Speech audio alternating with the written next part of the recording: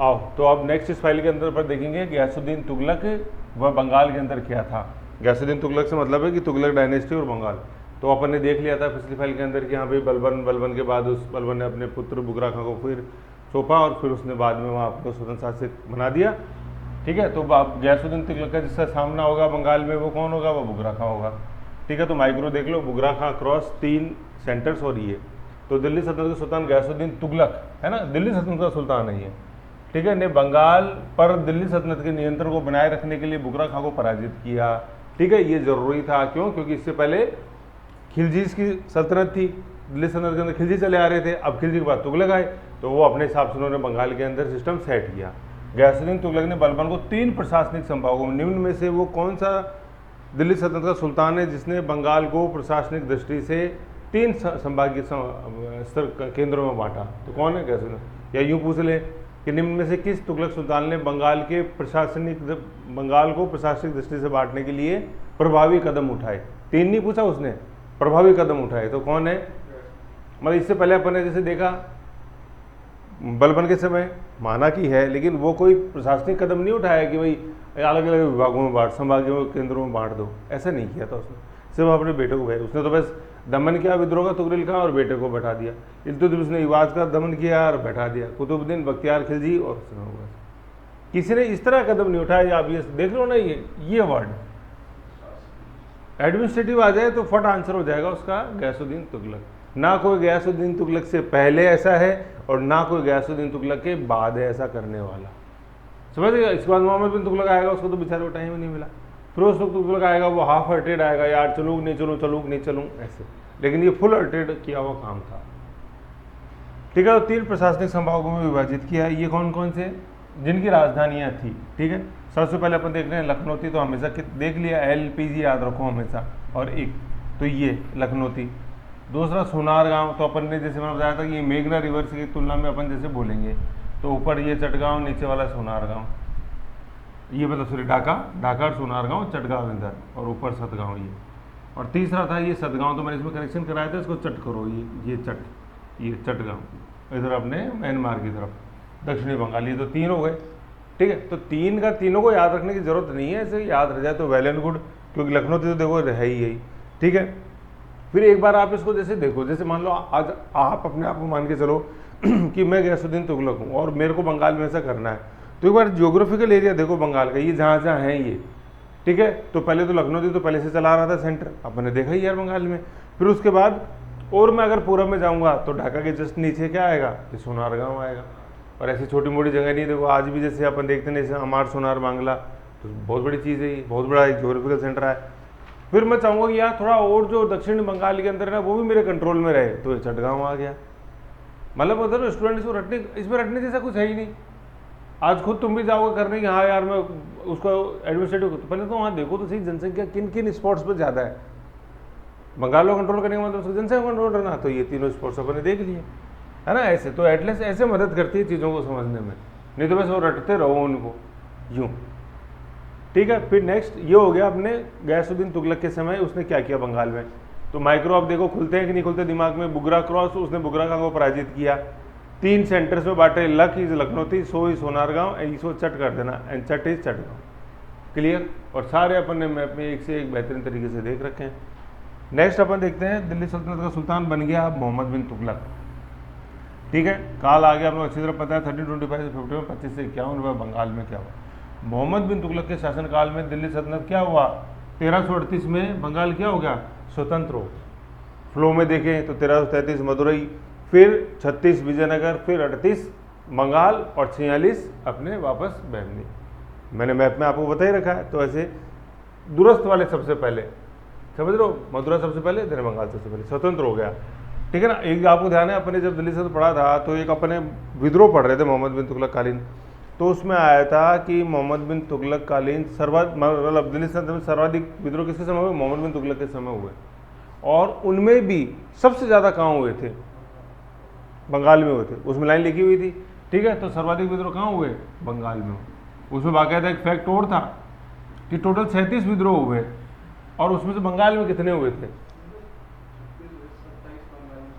36 हुए, और उसमें से बंगाल में 27 हुए। ये था। देखो एक बार लाइन खोलो, वो मोहम्मद बिन तुगलक को खोलो, नोट्स देखो अपने।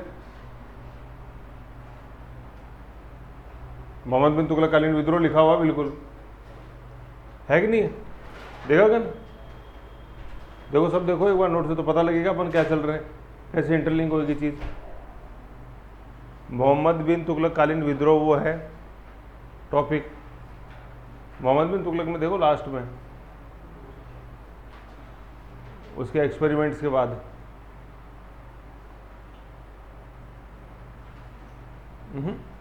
आगे चलेगी निर्मला बहुत ज़्यादा। अगर नोट से पेज नंबर बताओ कौन सा?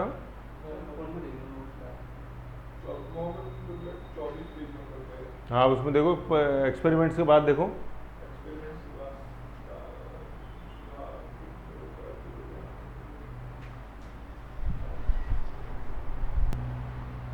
है ना। तो मोहम्मद बिन कालीन कुल 34 विद्रोह हुए और उसमें से अकेले 27 कहाँ हुए? दक्षिण भारत में हुए। तो दक्षिण भारत में जो जितना दूर वो उतना जल्दी वो हो गया, तो मदुरै हो गया। फिर उसके बाद आई बंगाल की बारी, तो ये बंगाली यहाँ स्वतंत्र हो गया। ठीक है ना, ये चीज़ है। और किसने स्वतंत्र किया? अलाउद्दीन अली शाह। तो अब आपसे पूछें, हालांकि अली शाह डायनेस्टी आगे जाके इलियास डायनेस्टी बन जाएगी, लेकिन वंश अपन को मिला है तो जौनपुर सरकी है, अपन खानदेश देखें फारूकी, बंगाल। अली शाह नहीं होके सबसे पहले क्या है ये, मतलब इली शाह तो वंश बाद में, पहले अली। तो इसीलिए मैंने आपको बात कर सरनेम था ना अलाउद्दीन अली शाह। तो अली शाह वंश कहाँ था? जो सुमेलित में करें तो वो बंगाल में, और यही अली क्या बन जाएगा? यही इली बन जाएगा। तो इसलिए मैंने आपको रिदम में याद कराया क्या कि अली, इली और सिख, सिकंदर शाह आएगा ना, ऐसे याद, अली, इली, सिख, ऐसे याद रखना इसको। तो अब स्वतंत्र हो गया बंगाल 1338। दिल्ली सल्तनत का पतन मोहम्मद बिन तुगलक के काल में ही शुरू हो जाता है। ठीक है ना, पतन अपन जैसे देखते हैं दिल्ली सल्तनत, स्टूडेंट देता है कि लोदीज के बाद, नो, अब तो मोहम्मद बिन तुगलक के समय शुरू हो गया, धीरे धीरे इसकी स्पीड बढ़ती जाएगी। ठीक है, अब बंगाल के स्वतंत्र शासक आ जाएंगे, है ना। और देखो यहाँ से क्या है, ये एक चीज़ देखो, यहाँ पर मैंने लिख रखा है, देखो चैप्टर 10 एनसीईआरटी है ना, पुरानी वाली एनसीईआरटी के चैप्टर 10 में ये। इससे पहले अपन ने जितना भी बंगाल का पढ़ा वो सारा चैप्टर 6 के एंड के अंदर लिखा हुआ है। 6 के 7 के है, 6 के है ना, 7 में तो पूरा अपन ने देख लिया, चैप्टर 6 के एंड में है ना। अब जैसे एनसीईआरटी पढ़ते समय क्या होता है, देखो अब वो टुकड़ों टुकड़ों में है वहाँ, तो उसका मतलब ये नहीं कि उसमें इंपॉर्टेंस नहीं है ना। उससे अपना क्या अलग है कि अपना टू द पॉइंट है, फैक्ट्स पूरे हैं, उससे भी ज़्यादा हैं, लेकिन उसका भी अपने आप में एक महत्व है, उसको गौण नहीं समझना अपने को। तो अब जैसे बार बार कह रहा हूँ, अपन चैप्टर 6 देख लिया, 7 देख लिया, 10th देख रहे हैं, तो 6th में ऐसे टुकड़ों टुकड़ों में अपन चल रहे हैं, तो आप उसकी रीडिंग लगाते रहो कंटिन्यू। ठीक है, तो यहाँ पर नोट्स में लिख लो, इससे पहले का चैप्टर 6 के एंड में, क्योंकि मैं टेस्ट लूँगा जैसे मेंस के हिसाब से, तो उन क्वेश्चन उसे ही लेंगे। तो अब आप देखोगे सर चैप्टर 6 में क्वेश्चन, ये तो चैप्टर 10 में था बंगाल, ऐसे ध्यान रखना है अपने को। इससे पहले का चैप्टर 6 में आंतरिक विद्रोह करके टॉपिक है, उसमें कहने का मतलब ये है, तुगलक से पहले जो बंगाल है ना, मतलब गुलामों का, वो चैप्टर 6 में है, और तुगलक का जितना भी है वो चैप्टर 10 में है बंगाल।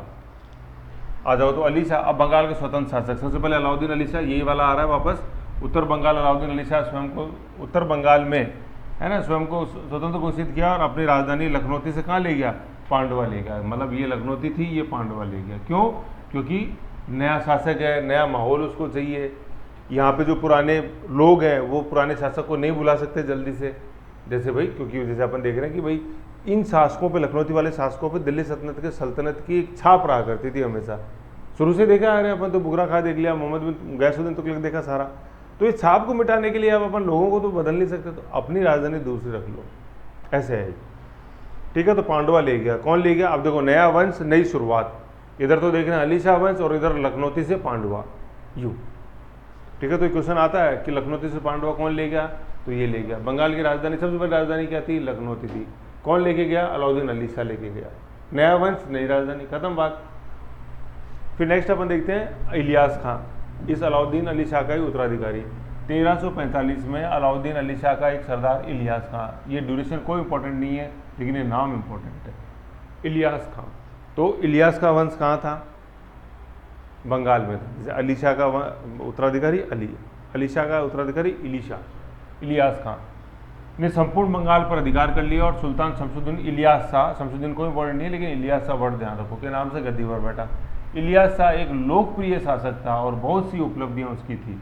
लोकप्रियता का मतलब कि आम जनता उसको चाहती थी, वो आम जनता को चाहता था और आम जनता उसको चाहती थी। ये चीज़ समझ के रखनी है अपन को। पॉपुलर, उसने पश्चिम में अपने राज्य का विस्तार कहाँ तक किया? तिरहुत, उत्तरी बंगाल आ गया पूरा, मतलब बिहार जिसको आज अपन बोलते हैं उत्तरी बिहार, क्या चंपारण से लेके पूरा किशनगंज, ठीक है। और पूरा न्यूज़ में मैं बार बार कह रहा हूँ, जैसे कंटिन्यू चला देखो 28, 29, 30 पूरे इन जिलों का नाम आ रहा है कंटिन्यू। तिरहुत, चंपारण अपन ने देखा ही, आज पूर्वी पश्चिम चंपारण, यहीं से 1917 में अपन देखेंगे कि राजकुमार शुक्ला के बुलाने पर महात्मा गांधी यहाँ आएंगे और चंपारण सत्याग्रह, पहला उनका जो सत्याग्रह था महात्मा गांधी का, वो यहाँ से शुरू होगा। ये वही चंपारण है। नेक्स्ट अपन देख रहे हैं गोरखपुर, तो ये पूर्वी यूपी के अंदर है ना। आज एम्स भी है और लीची से यहाँ डेथ होती है, जापानीज इंसेफ्लाइटिस मैंने बताया था ऐसे। तो अब इन चीज़ों का आप एक बार मैप में देखो कि तो ये किधर से किधर जा रहा है। अपन ने मैप में देखा कि ये लखनौती ये रहा, पांडवा ये रहा, ये तो बंगाल में था। अभी व्यक्ति किधर जा रहा है? इधर ये बिहार के अंदर आ गया, इधर यहाँ चंपारण आ गया, मतलब तिरहुत आ गया, चंपारण ये चंपारण आ गया, गोरखपुर अब यूपी में और चले गए, यहाँ गोरखपुर यहाँ पहुँच गया कि नहीं पहुँच गया, कितनी दूर आ गया, समझ लो। ये तो है बंगाल, वर्तमान बंगाल, ये अपना वर्तमान बिहार और ये यूपी, ठीक है। तो गोरखपुर आ गया और अंत में उसने बनारस पर अभी अधिकार कर लिया, ये बनारस पर अधिकार कर लिया। तो बनारस पर अधिकार करने का मतलब है कि अपने बनारस के जस्ट पास में पूर्व में एक जिला देखा था जिसका नाम था जौनपुर, जो कि फिरोज शाह तुगलक ने बसाया था मोहम्मद बिन तुगलक के याद में, जोना खां की याद में जौन। तो बनारस तक आ गया, इसका मतलब आप जौनपुर को रौंदते हुए आए हो बनारस पर। तो अब ये एक जैसे यूँ कहते हैं ना कि ये तो एक इमेज की बात हो गई, जिसको अपन कहते हैं तो मूंछ का वाल हो गया कि यार जौनपुर को तुमने मिटा दिया। तो अब जो जौनपुर का संस्थापक था या जो उस समय दिल्ली सल्तनत का सुल्तान था, उसकी बंगाल के शासक इली शाह से लड़ाई होना बिल्कुल अवश्यंभावी है, कोई नहीं रोक सकता उसको, ठीक है। तो यही हुआ, अधिकार कर लिया। अतः फिरोज तुगलक उस पर आक्रमण करने को क्या हो गया? मजबूर हो गया। चाहता फिरोज तुगलक भी नहीं था लड़ाई, लेकिन अब जरूरी हो गया। और बनारस, यहाँ मैं लिखा हूँ बनारस इक्वल टू जौनपुर, इसका मतलब ये है कि बनारस पर आ गया तो वो जौनपुर को रौंदते हुए आया। क्योंकि अपन जैसे देखते हैं कि गोरखपुर से आप बनारस आओगे तो बीच में पड़ता था जौनपुर, तो उसका मतलब जौनपुर को उसने कब्जा कर लिया था इलियास शाह ने, जो कि फिरोज शाह तुगलक को पसंद नहीं था, इसलिए वो मजबूर हो गया। नहीं तो फिरोज शाह तुगलक की कोई रुचि नहीं थी साम्राज्य विस्तार के अंदर, खास तौर पे बंगाल जैसे दूरस्थ प्रांत में।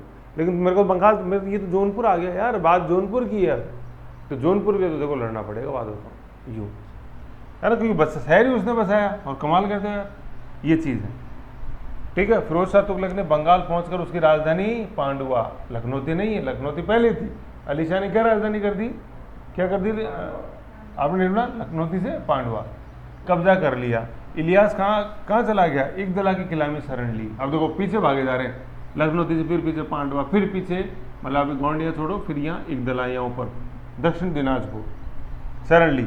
जब फिरोज शाह तुगलक पांडुआ में था उस समय उसने अमीरों, उलेमाओं और अन्य सुपात्रों को जमीनें और जागीर देके नगर के निवासियों को अपने पक्ष में करने की कोशिश करी, लेकिन फिरोज शाह तुगलक की कोशिश क्या हुई? नाकामयाब हुई। कहने का मतलब रिश्वत देने की कोशिश करी वहाँ पे जो भी शासकीय वर्ग था। अमीर अपन जानते हैं, मंत्री उलेमाई जानते हैं, अपन थियोलॉजिस्ट जो धार्मिक ग्रंथ जो होते हैं उनकी जो व्याख्या करते हैं, ठीक है, उलेमा। अलाउद्दीन खिलजी में समझा रखा सारा। सुपात्र, सुपात्र क्या है कि जैसे अपने दिल्ली सल्तनत में खुद मुकद्दम पड़ा है ना, तो ऐसे सुपात्र जो कि मतलब एक हिस्सा रखते थे स्टेट के अंदर, ये सुपुत्र नहीं है, ये सुपात्र है ना। चाहे उसमें राजकुमार मान लो है, चाहे कोई इनके अलावा जैसे और कोई सेना के सिपा सलार मान लो, वो सब इसके अंदर आ गए। को जमीन और जागीर देकर निवास तथा निवासी सिटीजन को तो पहले अपने पक्ष में करना है, अपने पक्ष में करने की कोशिश करी। तो ये लाइन पढ़ो, देखो क्या, जागीरें देकर अपने पक्ष में, कहने का मतलब तलवार के बल पे नहीं, जबरदस्ती नहीं, लुभावन करके, पॉपुलर बन के। जैसे चुनाव आते हैं ना, अरे मैं तुमको बिजली दे दूंगा फ्री के अंदर, अरे मैं तुम्हारा ये गैस सिलेंडर आधा कर दूंगा, अरे मैं तुम्हारे जितने भी लोन है माफ़ कर दूंगा, जिसको अपन फ्री वाइब्स बोलते हैं। डराया नहीं, वोट नहीं दोगे तो उड़ा दूंगा, है कि नहीं, डराया नहीं, फ्री वाइब्स। तो उससे क्या है, इसको बोलते हैं सस्ती लोकप्रियता, है ना, चीप पॉलिटिक्स करना है एक तरह से, ठीक है। तो फिरोज शाह तुगलक ने ये नहीं किया, डराया धमकाया नहीं, चीप पॉलिटिक्स करी, फ्री में चीज़ें देना, यार जमीन ले लो, ये ले लो, वो ले लो, टेंशन मत करो। ऐसा क्यों? क्योंकि इसका मुकाबला था ऐसे शासक से जो ऑलरेडी वहाँ कौन था, लोकप्रिय था, है कि नहीं। तो ये कहने का मतलब ये एक इस तरह से है कि आप ये लोकप्रिय, ये ऑलरेडी गुलाब है तो आपको गुलाब बनना पड़ेगा। आप वहाँ कैक्टस की तरह जाके काम करोगे तो आपकी पॉपुलैरिटी नहीं होगी, ठीक है। ये अगर देसी गुलाब है तो आपको एक हाइब्रिड गुलाब बनना पड़ेगा, तब जाके उस देसी गुलाब को दुनिया भूलेगी और आपको आजमाएगी। लेकिन फिरोज शाह तुगलक फेल हो गया, ठीक है। फिरोज शाह तुगलक की कोशिश क्या हो गई, नाकाम हो गई। इलियास खां के खिलाफ फिरोज की विफलता का एक कारण शायद इलियास खां की क्या थी, लोकप्रियता थी। तो अब सवाल ये है कि निम्न में से वो कौन दिल्ली सल्तनत का सुल्तान है जिसने वहाँ जाकर जागीरें वगैरह देने की कोशिश करी और लोकप्रिय बन वहाँ पर शासन स्थापित करने की कोशिश करी या असफल कोशिश करी। तो क्या हो गया आंसर, वो कौन है जिसने 3 विभागों में बांटा, गयासुद्दीन तुगलक। वो कौन है जिसके समय आज़ाद हो गया बंगाल, मोहम्मद बिन तुगलक। तो आप देख लो तीनों भी क्वेश्चन आ रहे हैं, गयासुद्दीन तुगलक पे आ रहे हैं, मोहम्मद बिन तुगलक पे आ रहे हैं और अपने फिरोज शाह तुगलक पे आ रहे हैं। ये 3 प्रशासनिक विभाजन, ये स्वतंत्र हो गया बंगाल, अलाउद्दीन अली शाह, फिर इलियास शाह और फिर लास्ट में फिरोज शाह तुगलक आक्रमण किया, लेकिन असफल आक्रमण किया। समझ गए। ये देखो ऐसी चीज़ अपने को पता होनी चाहिए सारी। ओके, फिर अपन आगे देखते हैं। यद्यपि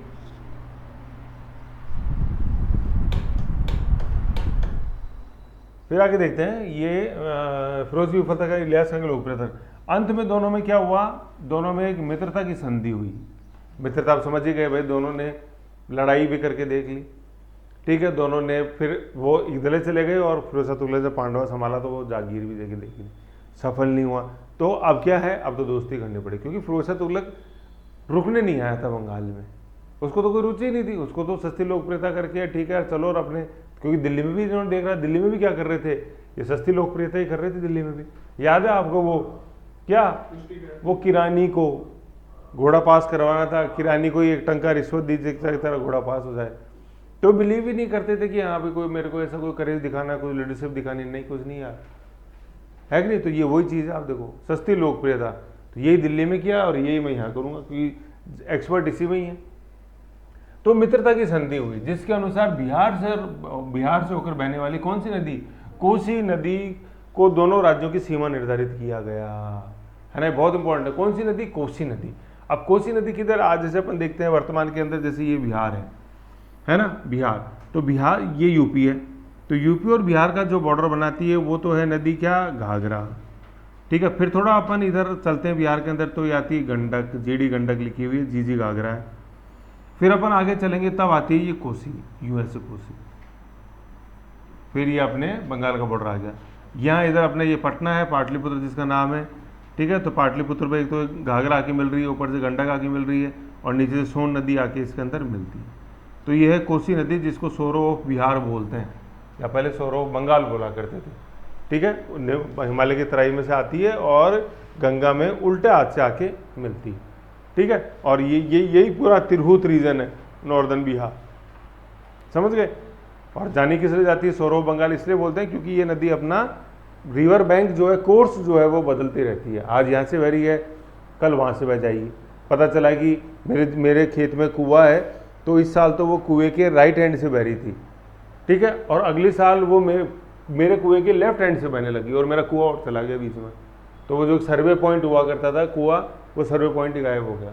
तो वर्तमान में ये दिक्कतें होती हैं कि लैंड का ही पता नहीं होता कि सर मेरी भूमि यहाँ थी, अब नदी यहाँ से आ गई तो मेरी भूमि कहाँ गई, दूसरे गाँव में तो जाऊँगा नहीं, दूसरे जिले में जाएंगे नहीं, ऐसे है।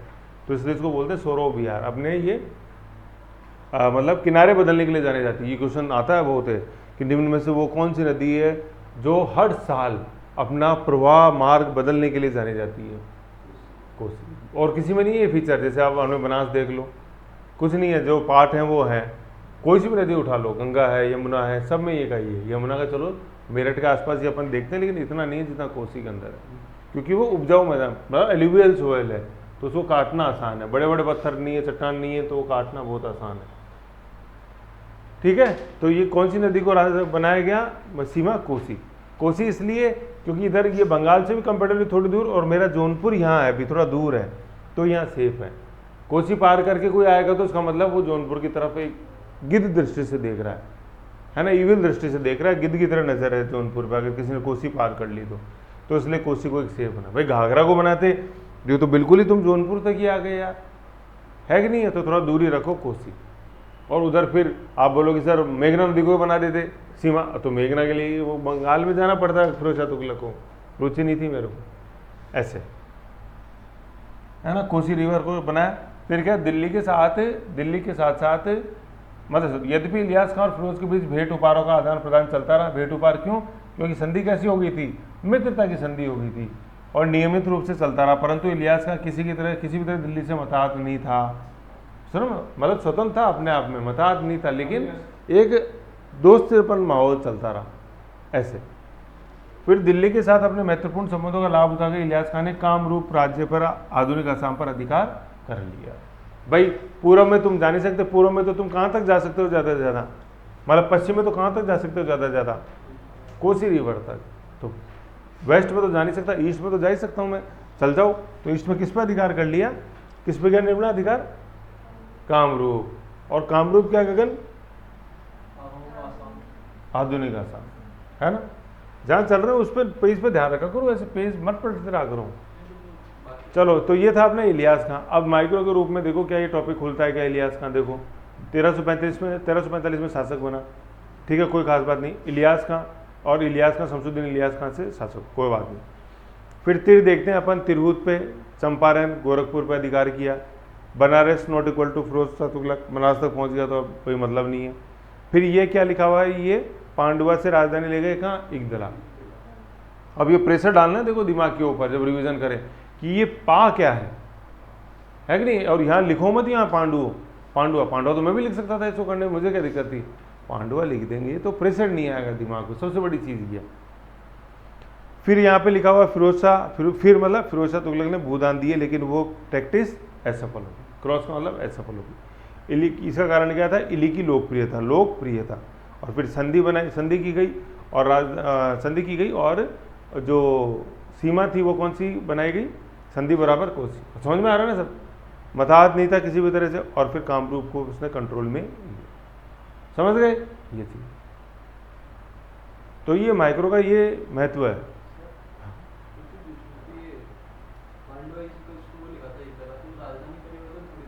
नहीं, वो राजधानी परिवर्तन नहीं है जहाँ इसमें देखते हैं ना अपन, है ना। तो अब नेक्स्ट, अब ये इलियास खां अपन ने देखा, अब नेक्स्ट अपन देखते हैं सिकंदर शाह। तो ये जैसे मैंने बताया था कि ये फ्लो में चलेगा, ये फ्लो में कैसे, अली इली सिख, तो अली इलियास शाह अपन ने देखा। फिर नेक्स्ट अपन देखें इली, ये इलियास शाह अपन ने देख लिया, और अब है सिकंदर शाह, ठीक है, ऐसे अपन चल रहे हैं फ्लो में, अली इली सिख। तो सिकंदर शाह, ड्यूरेशन कोई इंपॉर्टेंट नहीं है। इसके शासनकाल में फिरोज शाह तुगलक ने बंगाल को पुनः प्राप्त करने के लिए आक्रमण किया, परंतु कैसे, खुश होकर लौटना पड़ा, नहीं, निराश होकर लौटा। क्योंकि इलियास शाही वंश के जो शासक थे वो क्या थे, बंगाल में लोकप्रिय थे, पॉपुलर थे।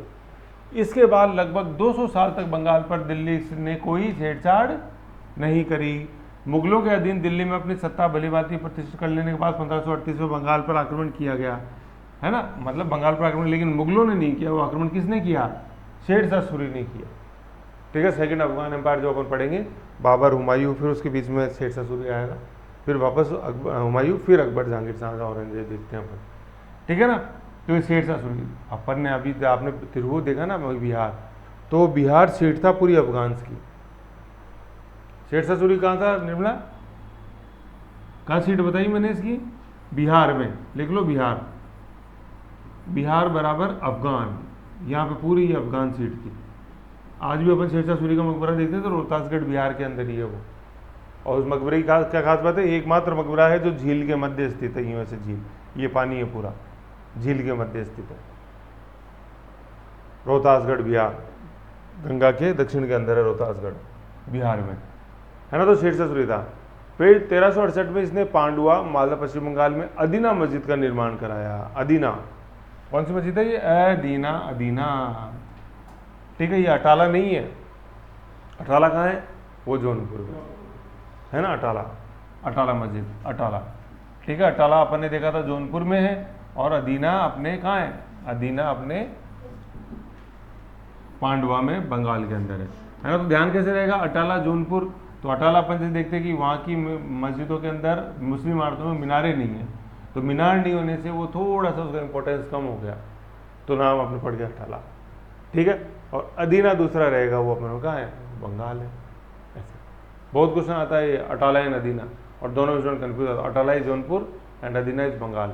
और स्टूडेंट एग्जामिनर क्या करता है, अदीना पूछता है और बिड़ते ही ये ऑप्शन लिखा रहता है जौनपुर, क्योंकि वो जैसे अदीना कई बार दिमाग में खुलती नहीं है, लेकिन जौनपुर देखते ही उसको रिकॉल हो जाता है, हाँ यार अटाला ये वही है, अदीना ही, लेकिन गलत रिकॉल हो। ठीक है, तो फंसना नहीं है ट्रैप में। ये रहा आपने इधर, जैसे मैंने ये फोटो लगा रखी है, ये अपने अदीना मस्जिद ऐसे। अब इसमें जैसे आप देखो, इसको कोशिश करो समझने की माइक्रो। फिर फिरोज शाह तुगलक का वापस आक्रमण हुआ, सिख मतलब ये क्या है, सिख देना डैश अदीना, तो देखो ये क्या है, ये सिख तो है, ये क्या है, ये सिकंदर है ना, और देना, देना से ये अदीना।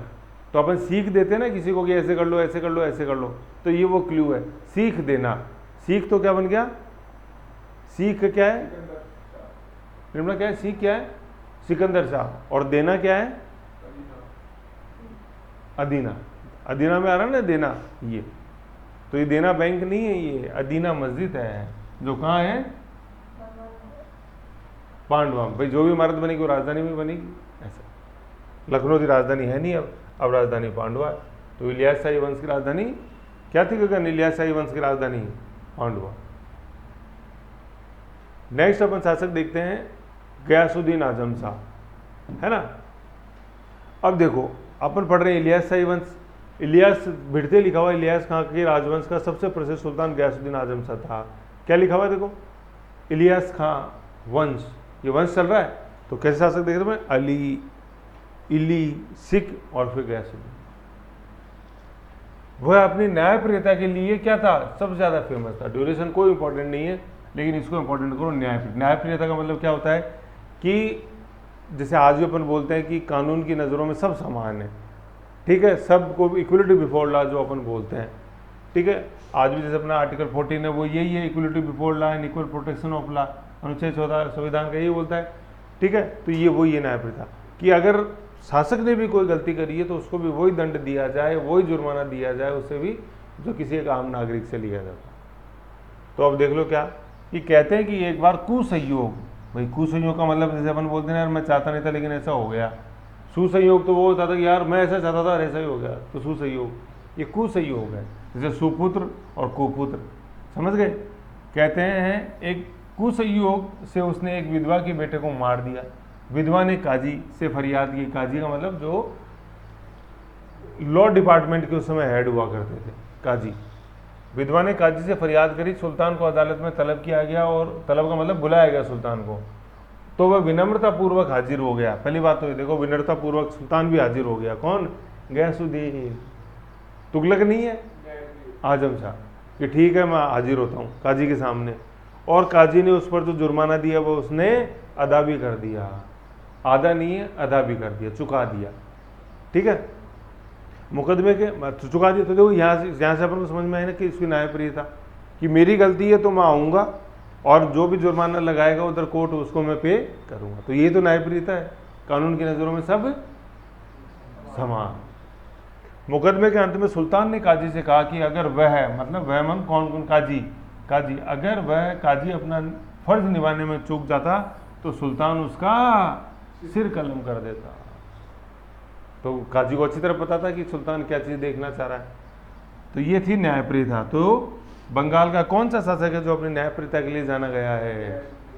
अलाउद्दीन अली शाह नहीं है, वो अलाउद्दीन अली शाह तो क्या है, वो तो क्या लोकप्रियता के लिए जाना गया, ठीक है। और ये न्याय, दोनों में फर्क अब देख लो आप सोचो कि सर लोकप्रियता में तो न्यायप्रियता आता, अरे इतना गहरा नहीं जाना, जो लिखा हुआ है उसका सेंस समझना है। फिर क्या है, उसने अपने समय, अपने समय के प्रसिद्ध है ना, प्रसिद्ध कर लेना, ये प्रसिद्ध विद्वानों से आजम शाह का घनिष्ठ संबंध था। इसमें सिराज का फारसी शायर हाफिज था। सिराज कहाँ है शहर? ईरान के अंदर है, ठीक है। वहाँ का प्रसिद्ध शायर था हाफिज, उससे इसके दोस्ताना संबंध थे। फिर उसने चीनियों के साथ, चीनी कौन, अपने चाइना के साथ मित्रपूर्ण संबंध स्थापित किया, और चीनी सम्राट ने उसके दूत का हार्दिक स्वागत किया। भाई अपना राजदूत भेजा चीन में उसका स्वागत हुआ, और फिर चीनी राजदूत इसके दरबार में आया, उसका इन्होंने स्वागत किया, ठीक है। फिर क्या है नेक्स्ट, 1400 में उसने सुल्तान और उसकी पत्नी के लिए उपारों के साथ अपना दूत सुल्तान के पास भेजा। किसने? चीन के शासक ने। भाई पहले तो चीन में इन्होंने भेजा, फिर बदले में चीन ने उनको, जैसे अपन किसी के घर जाते हैं तो पूरी आवभगत हुई, ठीक है, फिर अपन जब उनके घर से विदाई लेते रहते हैं तो अपन को क्या बोलते हैं, मान लो आप अपन जयपुर में हैं, कोई अपने पुणे से अपने कोई गेस्ट आया, अपन ने उसकी आवभगत करी, फिर वो पुणे वाला गेस्ट जा रहा होता है तो जाते जाते वो क्या बोलता है कि सर आप जब पुणे आओ तो मेरे यहीं पे रहना, बोलते हैं अपन ऐसे। तो यही ऐसे हुआ, तो चीनी ने उसके स्वागत की, फिर चीनी ने भी इसके सुल्तान और उसकी पत्नी के लिए उपहार भेजे, चीनी दूत ने, और अपना दूत सुल्तान के पास भेजा, ठीक है। अब चीनियों को अच्छी तरह पता था, जैसे मैंने पहले वीडियो में बताया था कि चीनियों को अच्छी तरह पता था कि भारत के अंदर बुद्ध धर्म बहुत ज़्यादा पॉपुलर है। तो चीनी जो शासक था उसने भारत से बदले में क्या मांगा, चीन को बौद्ध भिक्षु भेजने का भी अनुरोध किया, क्योंकि भाई तिरुत आपके पास है और बंगाल में भी है कि नहीं है, बौद्धिज्म का फेमस था उस समय भी, आज भी है। अनुरोध किया और सुल्तान ने उसका अनुरोध पूरा, समझ रहे हो, तो ये चीज़ है। प्रसंगवंश इससे यह भी मालूम होता है कि उस समय तक बौद्ध धर्म बंगाल में पूरे तौर पर मिट नहीं पाया था। कोशिश तो करी थी, किसने, आप याद करो, बौद्ध भिक्षु शीलभद्र बीमार हो गया था कोई, जिसको ठीक करने तुर्की तक गए थे, और फिर बदले में वो आया था यहाँ नरसंहार करने। कौन था वो? कुतुबुद्दीन के समय पहले कौन? बख्तियार खिलजी। पूरी खाली कहानी पढ़ाई थी, इसे क्या करते हो, बख्तियार खिलजी का रेड नहीं पढ़ा था अपन ने, शीलभद्र। फिर चीन के साथ नए सिरे से संपर्क स्थापित हो गए, समुद्री मार्ग से होने वाले बंगाल के व्यापार को उसने उत्तेजना मिली, उत्तेजन मतलब आगे बढ़ा। चटगांव चीन के साथ व्यापार का एक फलता फूलता बंदरगाह बन गया। चटगांव देखो वापस कहाँ है, अब देखो चटगांव किधर है, जैसे ये अपने बंगाल है तो इधर ये इधर अपने म्यांमार आ गया, म्यांमार की तरफ है बिल्कुल चटगांव। तो अब देखो बंदर, आज भी बंगाल का सबसे इंपॉर्टेंट बंदरगाह है ये, बांग्लादेश का। ताम्रलिप्ति तो अपने पश्चिम बंगाल के अंदर है, और बांग्लादेश का जो बंदरगाह है वो अपने चटगांव में, आज चाइना की मदद से डेवलप किया गया है इसको। स्ट्रिंग्स ऑफ पर्ल्स जो अपन बोलते हैं, चाइना की पॉलिसी, मोतियों की माला। वहाँ से चीनी माल दूसरे देशों में पुनर्निर्यात किया जाता था। चीन से वहाँ आ गया, वहाँ के व्यापारी खरीदते थे चटगांव के और फिर उसको आगे बेचते थे, ऐसे, समझ गए। तो ये था अपने कौन, गयासुद्दीन आजम शाह, ठीक है। अब देखो अपन ने यहाँ देखा कि इसमें ज़्यादातर बातें आ रही थी, सर ईरान की बात आई, ठीक है, किसी ने बुलाया, सबसे पहले तो काजी ने बुलाया तो मैं गया, फिर ईरान के हाफिज से मिलने में गया, और फिर चीन के दरबार के अंदर मेरा दूध मंडल भेजा, चीन गया, तो गया हर जगह आ रहा है। कोर्ट में बुलाया तो मैं गया, न्यायप्रियता ये तलब किया, हाजिर हुआ ना, ठीक है।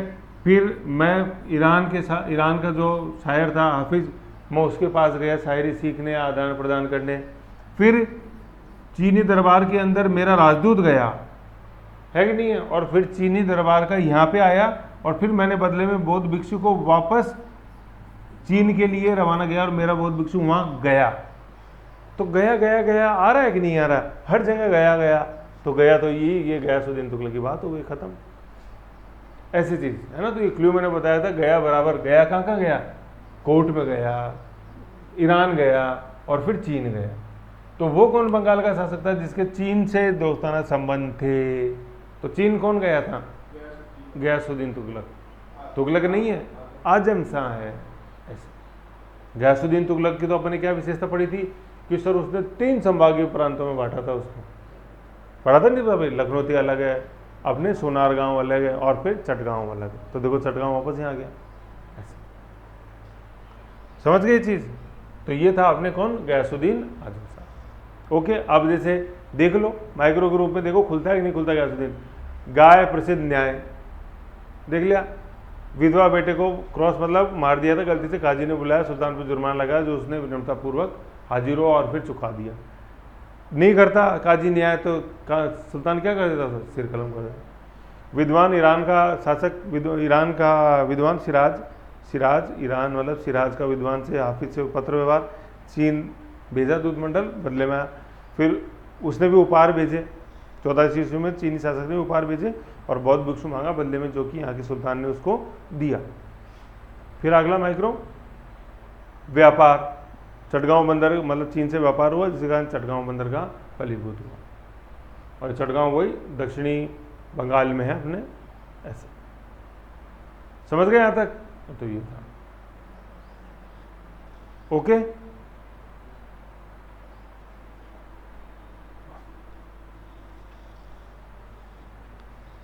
फिर नेक्स्ट देखते हैं इसमें, जैसे अभी अपन देख रहे हैं सारे मुस्लिम शासक के नाम आ रहे हैं, फिर एक हिंदू शासक के बीच में हुआ है नाम गणेश, उसको देखते हैं। नेक्स्ट देखते हैं